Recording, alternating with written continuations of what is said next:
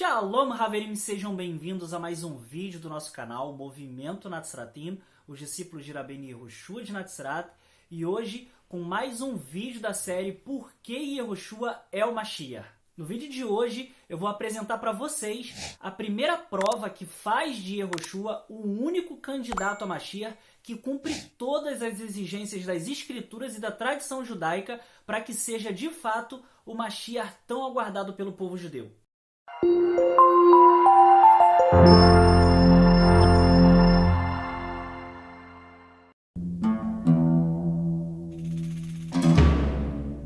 A primeira qualificação que um judeu precisa ter para ser considerado um candidato elegível a Mashiach é que ele seja um descendente direto do rei David, como está escrito: Vayatzar Hoter Migeza Ishai, um rebento sairá do tronco de Ishai, Jessé nas versões em português, ou seja, o pai do rei David, Venetzer Misharashai Ifre, e um renovo de suas raízes frutificará. Esse é um princípio básico, uma qualificação essencial para a identificação do Mashiach verdadeiro. A razão disso é porque o próprio Hashem havia prometido que estabeleceria o trono da casa de David para sempre. E essa promessa ainda é lembrada em nossas orações cotidianas quando nós pedimos que o rebento de David floresça, apareça, que a memória do Mashiach ben David, do Messias, filho de Davi, se eleve a ti. Ou seja, nós estamos pedindo a Hashem, por favor, lembra da sua promessa. O Senhor havia prometido nos enviar o Mashiach, filho de David. Ad matai, até quando nós vamos ter que esperar por isso? Enfim, a vinda de um descendente do grande rei David que ocupe o seu lugar de rei Mashiach, de rei ungido sobre Israel, é um dos princípios básicos do judaísmo. Mas aí nós temos um grande problema. O que poucas pessoas conhecem é que, apesar de o rei David ter tido muitos filhos, a sua linhagem foi extremamente reduzida um pouco antes do exílio para a Babilônia por aqueles que queriam destruir de uma vez por todas o reino da casa de David e exterminar sua linhagem do povo judeu. Mas Baruch Hashem, que o Eterno havia prometido preservar e manter a linhagem de David e o seu reino até a chegada de um dos seus descendentes que ocuparia o seu trono para sempre. Além disso, a linhagem de apenas um de seus filhos estava qualificada para ocupar o trono da casa de David. Eu me refiro ao rei Salomão. E mesmo assim ainda houve um problema com uma maldição sobre Jeconias, o último rei descendente de Salomão a reinar sobre Israel, que segundo as escrituras não deixou filho biológico como seu sucessor. Como dá para ver, a linhagem de Mashiach é uma coisa bem complicada. Mas o que normalmente nós ouvimos daqueles que não reconhecem Yehoshua como Mashiach? De que não, Yehoshua não é um candidato qualificado como Mashiach e que na atualidade há muitas famílias judaicas que podem traçar os seus ancestrais até o rei Davi e estão mais qualificadas do que ele para ocupar esse posto. Olha, isso seria muito legal se fosse verdade. Na verdade, Rabbeinu Yehoshua de Natzrat é o único judeu descendente do rei David que preenche todos, entendam, todos os requisitos exigidos pelas escrituras e pela tradição judaica para que uma pessoa seja elegida como Mashiach. Como eu disse no início desse vídeo, as escrituras estabelecem que o Mashiach tem que ser um descendente direto do rei David por linhagem paterna. E que essa descendência tem que ser traçada por meio do seu filho Salomão, que é de quem descendem os reis de Israel. Parece simples, mas não é tão fácil quanto parece. Primeiro, como eu disse há pouco, porque existe o problema da maldição de Jeconias que interrompeu a linhagem do rei Salomão e dos reis de Israel, que é um assunto para um vídeo separado. Além disso, também há uma questão abordada pela tradição judaica sobre a linhagem de Natan, que pouca gente conhece. Natan foi um outro filho do rei David e irmão de Salomão, mas que, segundo a tradição judaica, tem a sua linhagem inserida na genealogia do Mashiach por meio do Ibun, do casamento de Levirato. Ou seja, segundo as escrituras e a tradição, o Mashiach precisa ser tanto descendente do rei Salomão quanto de Natan, seu irmão, isso sem ferir a linhagem dos reis.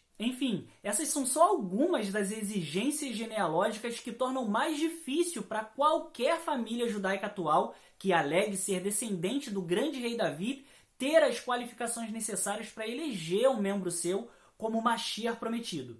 Entretanto, Todas essas exigências, tanto as das escrituras como as da tradição, são cumpridas estritamente por Rabbeinu Yehoshua de Natzrat e foram apresentadas como provas nos escritos dos seus primeiros discípulos na época do Segundo Templo, quando ainda existiam registros oficiais que podiam comprovar sua ascendência real até o grande rei David, passando por Salomão e por Natan ao mesmo tempo. É importante ressaltar aqui que os escritos dos primeiros discípulos eram escritos públicos, que todos podiam conferir se o que eles escreveram sobre Yehoshua era de fato verdade. E no caso de sua ascendência e de sua genealogia que levava até o grande rei David, elas nunca foram questionadas naquela época. Existiam muitas pessoas que conheciam sua ascendência real e o chamavam de filho de David, ou seja, de descendentes de David. E até mesmo os membros do Sanhedrin em seu julgamento, quando colocaram ele contra a parede e o questionaram dizendo: Mas biaha ani bael hai, eu te coloco sob juramento em nome do Deus vivo. Shetomar lano, diga-nos, im ata Mashiach ben Hael, você é o Mashiach de Hashem? Ou seja, para eles não havia questionamentos de que Yehoshua era descendente do grande rei David, de que se ele era ou não o Mashiach, sim, mas descendente do rei Davi, não. Uma vez que para ser o Mashiach necessariamente precisa ser descendente de Davi, eles perguntam, você é ou não o Mashiach? Ou seja, a ascendência dele não era questionada nem mesmo por eles. Se há alguma objeção atualmente em relação à sua ascendência ou ao seu registro genealógico, essas objeções, apesar de serem antigas, são objeções tardias, que surgem quase 4 séculos depois da época em que viveram Yehoshua e seus primeiros discípulos, e que tem como base os embates religiosos desse período do cristianismo contra o judaísmo, o preconceito religioso e o desconhecimento histórico das fontes. Mas na época não havia dúvidas de que Rabbeinu Yehoshua era de fato descendente do grande rei Davi. Eu acho que em face de todas as polêmicas que surgem em torno das genealogias de Rabbeinu Yehoshua de Natzrat, vale um vídeo explicando todos os pormenores dessas genealogias, correto? Então, aguardem, em breve eu vou abordar esse assunto aqui no canal. Mas voltando ao nosso ponto principal, na atualidade é impossível encontrar uma pessoa que preencha todos os requisitos exigidos para que ela esteja qualificada a ser um possível candidato a Mashiach. Rabbeinu Yehoshua é o único judeu descendente do rei David que preenche todos esses requisitos e eu explico por quê.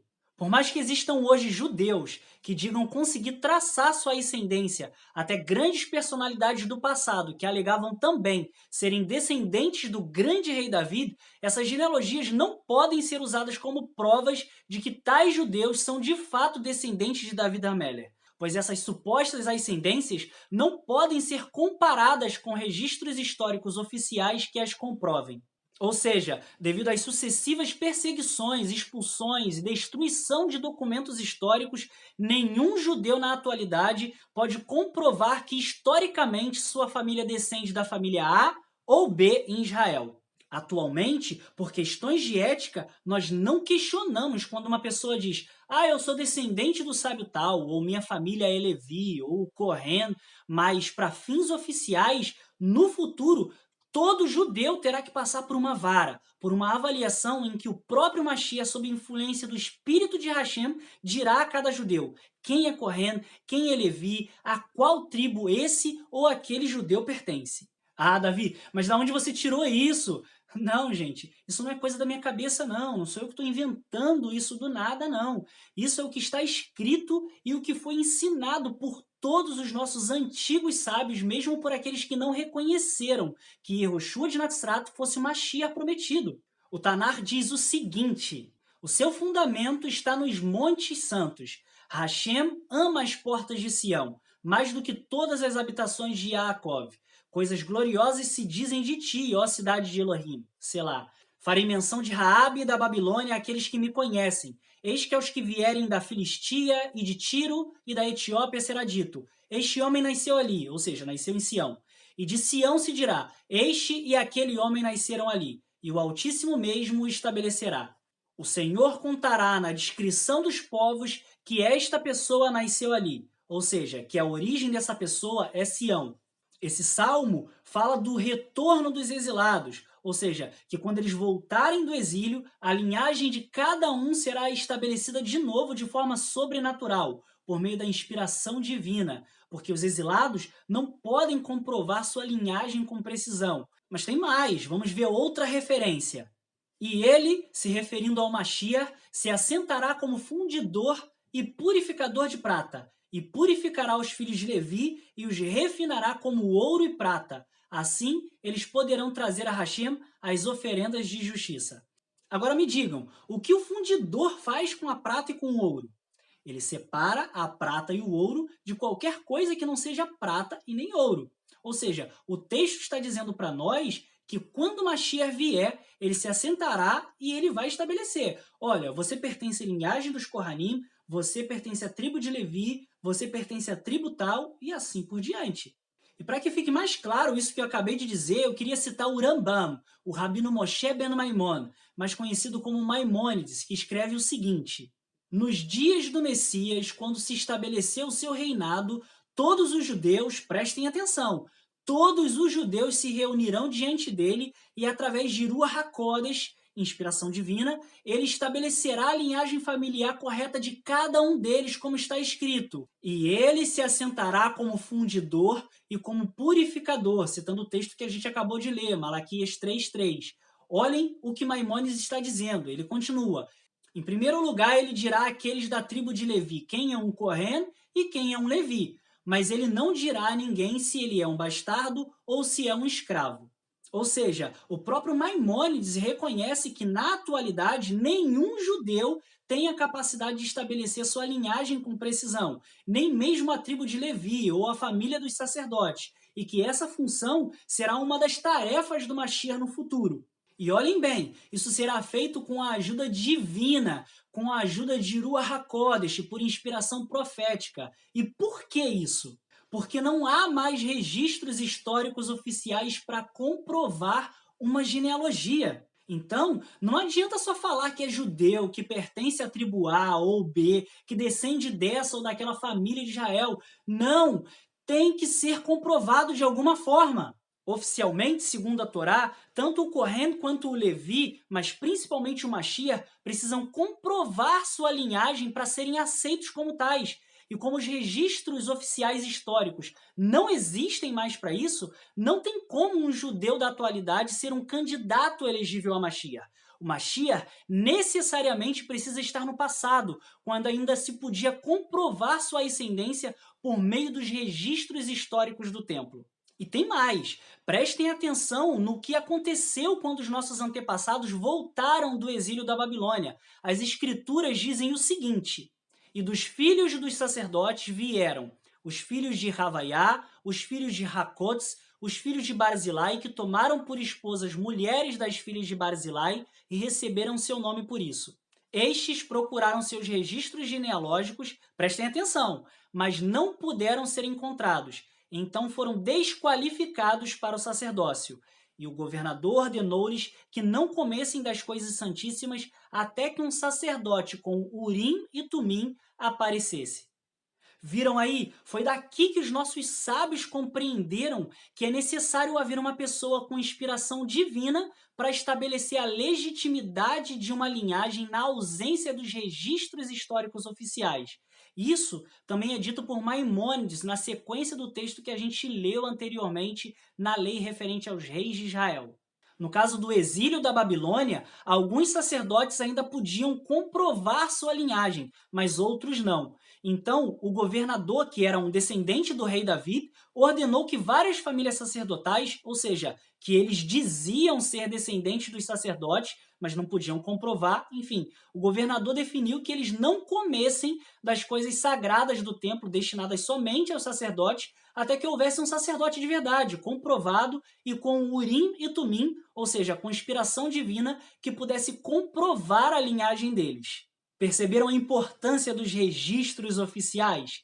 E a gente está falando de um exílio que durou apenas 70 anos. Imagina hoje em dia, num exílio que já dura quase 2000 anos. Não há mais registros oficiais que possam comprovar a linhagem de um judeu na atualidade. É impossível tornar uma pessoa atual um candidato elegível a Mashiach. Por isso, Rabbeinu Yehoshua de Natzrat é o único judeu que ainda possui na atualidade uma qualificação com comprovação histórica da época do Segundo Templo de que descendeu do grande rei David e que se encaixa em todas as exigências, tanto as das escrituras quanto as da tradição judaica, para uma pessoa que se destina a ser o Mashiach prometido ao povo de Israel. Não há outro e nunca, jamais haverá.